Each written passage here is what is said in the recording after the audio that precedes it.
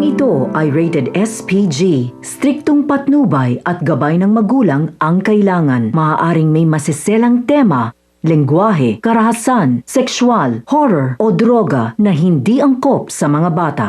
Magandang araw mga kaibigan at maligayang pagbabalik dito sa aking munting channel. Nagpunta si David sa isang pasugalan kasama si Atty. Vera. Ngunit pilit siyang pinigilan ni Atty. Vera. Dahil baka masayang na naman ang pera niya sa pagsusugal. Dahil sa inis ni David sa pagpigil ni Atty. Vera, hindi niya sinasadyang nasagi ang isa sa mga tauhan ni Congressman Miguelito. Agad itong nagalit kay David at muntik nang nagkagulo sa pagitan nila. Sakto namang dumating si Miguelito at napigilan ang tensyon. Maayos na nilapitan ni Miguelito si David at tinanong kung anong laro ang gusto niyang subukan sa pasugalan. Sinabi naman ni David kay Miguelito ang gusto niyang lalaruin. Ayon sa kanya, mas madali raw niyang mauubos ang pera ni Miguelito doon. Ngunit natawa lamang si Miguelito sa mga sinabi ni David na tila ba hindi siya nag-alala kung matalo man siya. Samantala galit na galit si Tanggol nang pumasok si Paeng sa kwartong kinaroroonan niya. Pinakausap siya ni Paeng kay Ramon para sa negosasyon. Ngunit mabilis na sinabi ni Tanggol kay Ramon na huwag sundin ang gusto ng mga binito o ipagpalit. Kaya raw niyang protektahan ang sarili niya. Lalong uminit si Paeng sa sinabi ni Tanggol at pinagbantaan niya ito na papaslangin kapag hindi sumunod sa kanya ang mga Montenegro. Narinig ni Ramon ang banta ni Paeng at buong determinasyong sinabi niya na handa siyang ibigay ang lahat basta manatili lang buhay ang anak niyang si Tanggol. Sinamantala naman ito ni Paeng at humingi agad sa hinihingi nilang ransom na 30 million. Hindi napigilan ni Ramon ang kanyang galit.